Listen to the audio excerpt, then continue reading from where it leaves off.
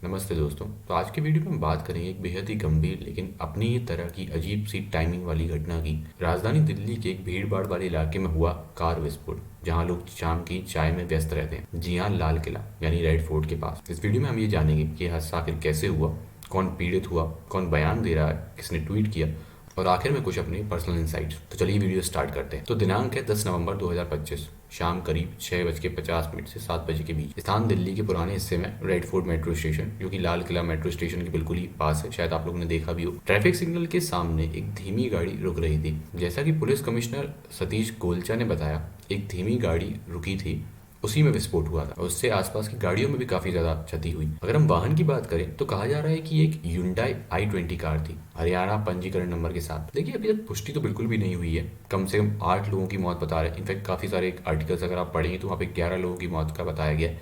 लगभग 20 लोग से ऊपर इसमें घायल हुए हैं। विस्फोट के तुरंत बाद आग लग गई। रिपोर्ट्स हैं कि लगभग 6 अन्य कारें, 3 ऑटो रिक्शा आदि भी प्रभावित हुए हैं इससे। घटना के तुरंत बाद पूरे क्षेत्र में ऑपरेशन पैनिक जैसा माहौल हो गया है। परिवार भागते दौड़ते, सायरन बजाते, पुलिस और फायर ब्रिगेड भी वहां मौके पर पहुंच गई। इसमें सबसे पहले अगर हम बात करें पीएम नरेंद्र मोदी जी की, तो उन्होंने सोशल मीडिया पर ट्वीट करके लिखा, condolences to those who have lost their lives in the blast in Delhi earlier this evening, may the injured recovered at the earliest. इसके अलावा बताया गया कि उन्होंने अमित शाह यानी कि गृह मंत्री जी से भी बात की और पूरी स्थिति पर अपडेट लिया। इस तरह की अपडेट्स अगर आप चाहते हैं अब तक सही समय तक पहुंचते रहे तो प्लीज नीचे दिए गए बेल आइकन को प्रेस करें और चैनल को सब्सक्राइब करें। गृह मंत्री अमित शाह ने कहा कि यानी सभी दिशाओं से जांच की जा रही है, हम किसी संभावना को फिलहाल बंद नहीं मान सकते, ऐसा भी उन्होंने कहा। साथ ही उन्होंने सीसीटीवी फुटेज जांच करने के भी निर्देश दिए। एनआईए और एनएसजी से टीमों को भी बुलवाया गया। प्रधानमंत्री ने भी तुरंत ट्वीट किया, गृह मंत्री भागे भागे हॉस्पिटल और साइट पर पहुंचे, ठीक वैसे ही जैसे बॉलीवुड में सुपर हीरो सही समय पर पहुंच जाते हैं। लेकिन असल में ये दिखाता है कि जवाबदेही लाइव आने वाली थी। इसमें सबसे मेन चीज ये कि आखिर सवाल इसमें क्यों उठ रहे हैं। तो देखिए, ये जगह सिर्फ एक पर्यटक स्थल नहीं थी,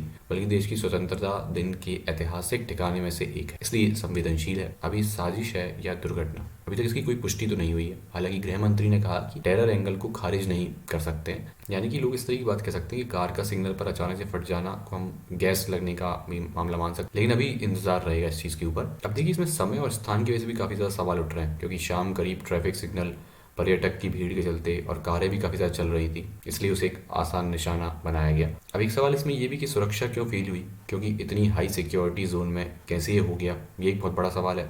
ह्यूमर में कहें तो जब निगरानी जोन में ही ऐसा हुआ।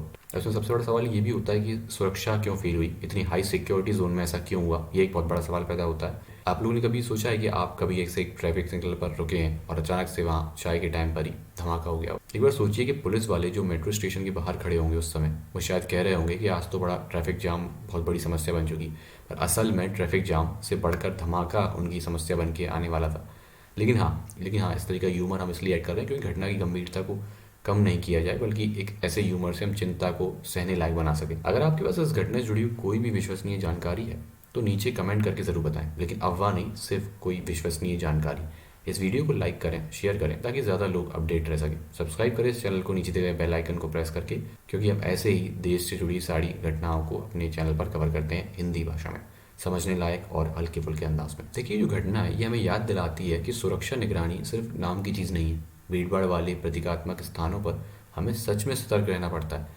और वहीं जब आंकड़े सामने आते हैं कि 8 लोगों की मृत्यु हुई और 20 घायल हुए, कई वाहन भी जल गए, तो सिर्फ हो गया कह देना पर्याप्त नहीं है।